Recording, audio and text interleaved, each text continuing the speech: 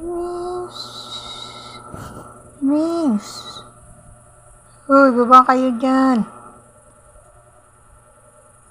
Uy, naghahabulan yung dalawa eh. Mings. O, baba. Tuloy-tuloy ka pa dyan ha. O, sige, baba na. Oh, galing naman. Galing naman ni Mimings Ano?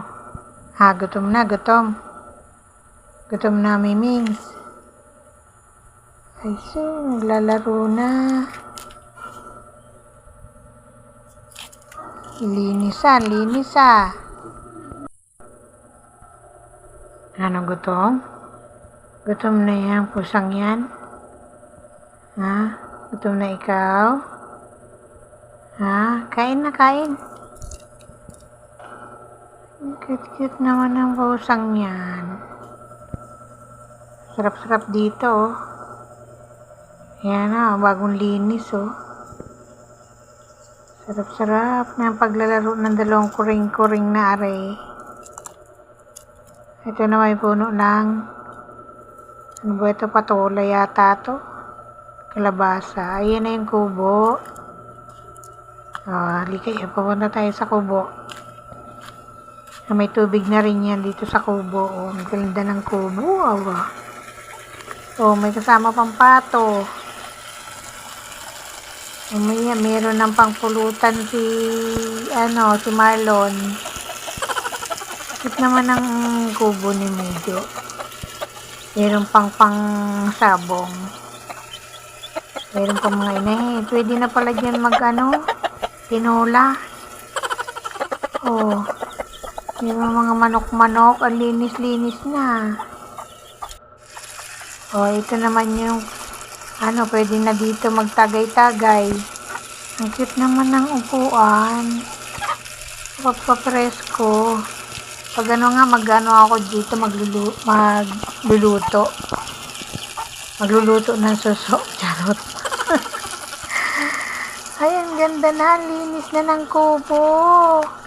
Ang cute naman. Ganda. Sarap-sarap na dito. Magmuni-muni. Tingnan mo naman. Napakasipag magamas naman ni Joy.